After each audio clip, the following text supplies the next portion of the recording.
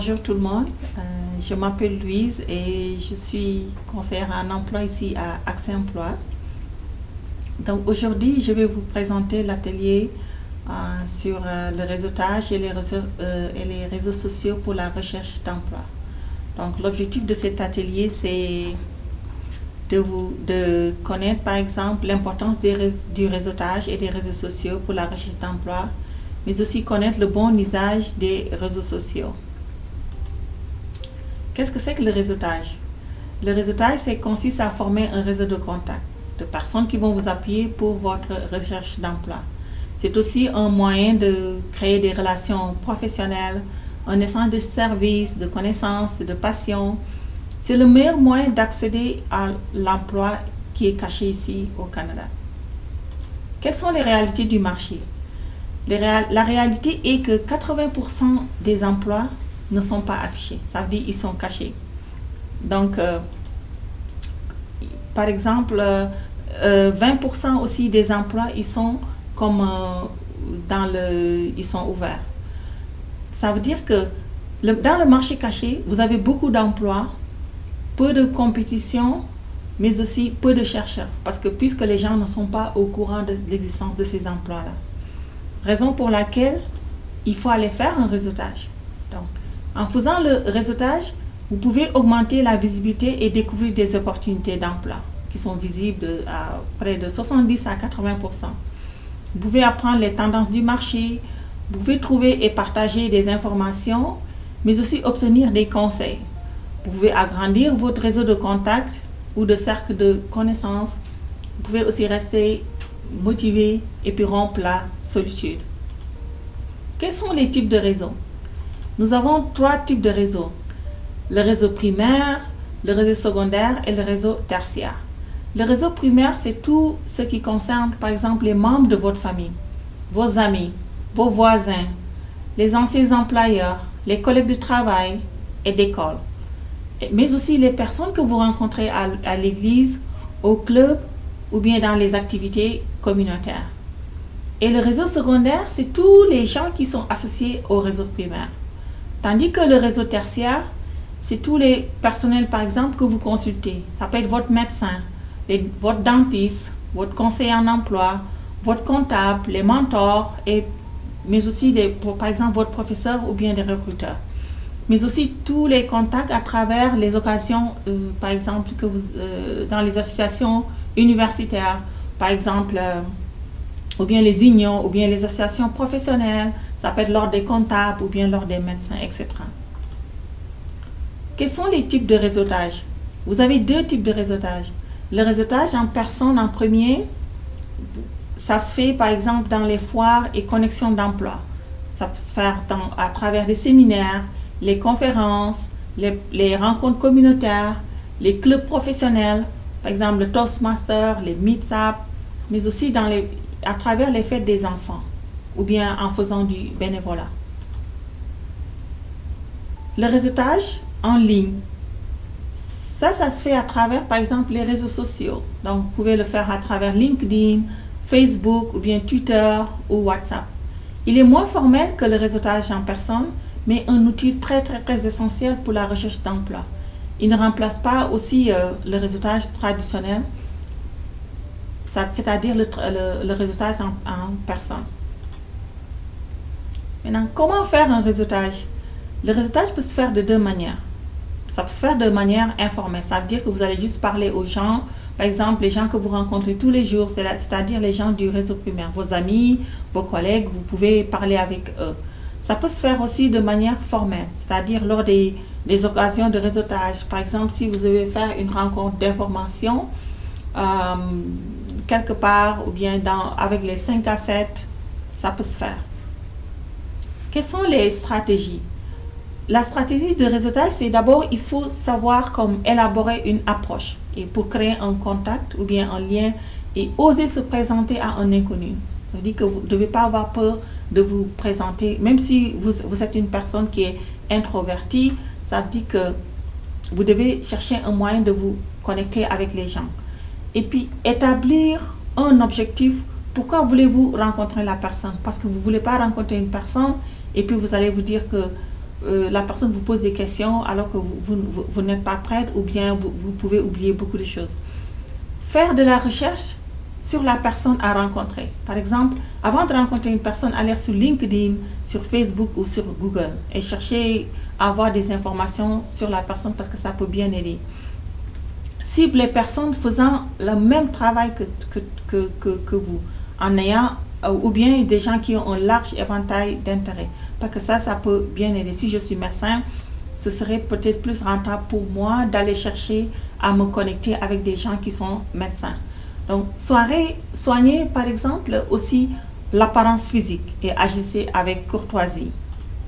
Vous ne voulez pas rencontrer quelqu'un parce que la première impression, ça compte beaucoup, donc l'apparence physique, ça compte.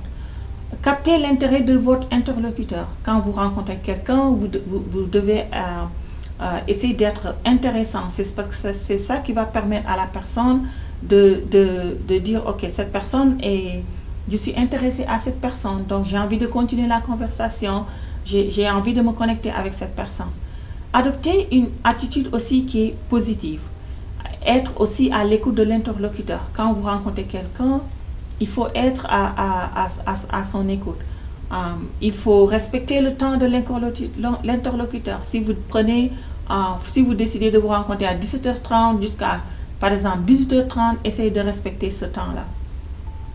Échangez à la fin de votre conversation ou bien de votre rencontre en échangeant des cartes de visite. Donc, parce que cela peut vous permettre de faire un suivi par courriel ou par message et entretenir votre réseau. Les réseaux sociaux et la recherche d'emploi. Les réseaux sociaux les plus utilisés pour la recherche d'emploi, c'est en premier lieu, c'est LinkedIn, c'est Facebook, c'est Instagram, mais aussi ça peut être Twitter, mais il y en a d'autres aussi. Mais le réseau social le plus utilisé pour la recherche d'emploi, c'est LinkedIn. LinkedIn est le plus grand réseau social pour les professionnels. Il y a plus de 400 millions de membres. C'est le réseau qui est devenu incontournable pour la recherche de l'emploi. Vous pouvez y trouver des informations et des opportunités d'emploi. De nombreuses entreprises viennent puiser des nouveaux talents.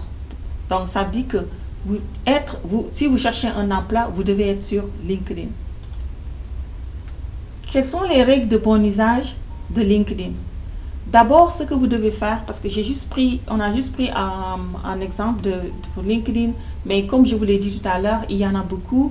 LinkedIn, il faut créer un profil qui est soignant. Ça veut dire que, premièrement, vous devez avoir une photo qui est professionnelle. Vous devez mettre les mots-clés qui sont importants parce que n'oubliez pas, les entreprises, ils vont venir chercher, un profil. Donc, il faut que par exemple, ils vont les chercher à travers des mots-clés. Donc, vous devez avoir ces mots-clés-là dans votre profil. Un CV qui est pertinent. Donc, votre profil, il est votre image de marque. Donc, n'oubliez pas. Donc, prenez beaucoup de temps pour préparer votre profil. Développez le réseau en évitant des amis. Donc, vous devez chercher à agrandir votre réseau. Par exemple, les collègues de classe et de travail et des professionnels. Mais choisissez avec soin aussi les membres de votre réseau. N'acceptez pas des gens qui, vous savez qu'ils peuvent vous porter préjudice. Donc, il faut choisir avec soin vos membres. Le CV que vous mettez doit être en accord avec votre profil. N'oubliez pas, les entrepreneurs ou bien les recruteurs, ils vont, par exemple, si vous postez quelque part votre CV, donc ils peuvent regarder votre CV et puis ils vont aller sur votre LinkedIn. Donc, il faut que ça soit en accord. Il faut être actif et consistant et faire toujours une mise à jour régulière de votre profil. Par exemple, si vous avez un nouvel emploi, ou bien si toutefois vous avez un nouveau diplôme, ou bien vous avez fait des certificats, ça veut dire que vous devez les mettre sur votre profil. Valorisez aussi les compétences de vos contacts pour bénéficier à votre tour de recommandations ou de témoignages favorables. Donc, ça veut dire que si vous vous connectez avec des gens, essayez toujours de valoriser ces gens. Par exemple, même si ils ont eu un nouveau travail, ou bien là c'est l'anniversaire de leur emploi, donc essayez d'aimer ou bien de faire juste un petit commentaire. parce que ça va vous permettre aussi, ils vont faire la même chose pour vous. Donc, rejoignez aussi les groupes de discussion. Donc, ça va vous permettre de connaître, par exemple, les tendances du marché, s'abonner à des profils d'influenceurs de votre secteur d'activité, mais toujours en étant professionnel, positif et respectueux.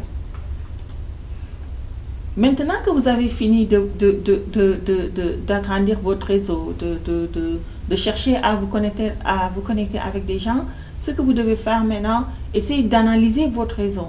Parce que c'est très très important d'analyser ce réseau. Déterminez d'abord la liste et les objectifs de carrière. Qu'est-ce que vous voulez faire?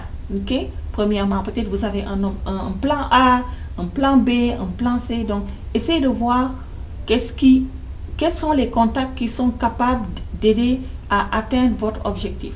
D'accord? Si je veux, demain, je dis que je veux travailler comme médecin, quels sont les contacts qui peuvent m'aider? Okay?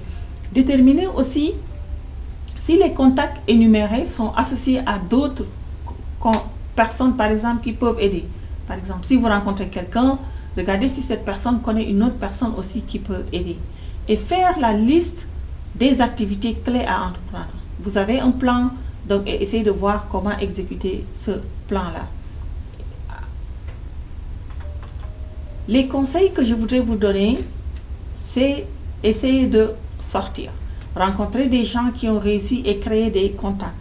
L'un des plus grands obstacles à la recherche d'emploi, c'est l'incapacité d'établir de nouveaux liens. Si vous voulez faire un réseautage, vous devez chercher à établir des liens avec des gens, même avec des inconnus. Même si vous êtes une personne qui est très timide, essayez par exemple, d'aller sur YouTube, regarder des vidéos pour voir comment faire, comment lutter par exemple contre la timidité, comment faire pour parler avec des gens en ayant le eye contact comme l'anglais dit. Mais aussi, essayez d'avoir un bon réseau. Un bon réseau, c'est une force pour réussir. Chaque personne rencontrée apporte une plus-value à sa façon. Donc, n'hésitez pas aussi à, par exemple, vous dire que non, cette personne est de quelle catégorie, cette personne est de telle entreprise, donc cette personne ne pourra pas m'aider. On ne sait jamais qui peut aider. Donc, l'autre chose que je voulais dire aussi, il n'y a rien de pire que l'isolement lorsqu'on souhaite trouver un emploi. Vous voulez trouver un emploi, ne cherchez pas à vous isoler. Ne cachez pas que vous êtes à la recherche d'un emploi, parce que si personne ne sait que vous êtes en train de chercher un emploi, personne ne pourra vous aider aussi. Donc, les beaux proverbes disent que les grandes choses ne se réalisent jamais dans la zone de confort. Donc, sortez de votre zone de confort et allez faire du réseautage pour avoir, par exemple, accès aux emplois les plus cachés. Donc, je vous remercie d'avoir suivi cet atelier. Je vais à la dernière page, il y a quelques liens qui vont vous permettre ou bien des ressources qui vont vous permettre de voir comment faire le réseautage en ligne, et puis les sites ou bien les foires pour les foires d'emploi. Donc, je vous remercie. N'hésitez pas à nous poser des questions si vous en avez, et puis de faire des commentaires. Nous sommes là pour vous aider. Merci beaucoup.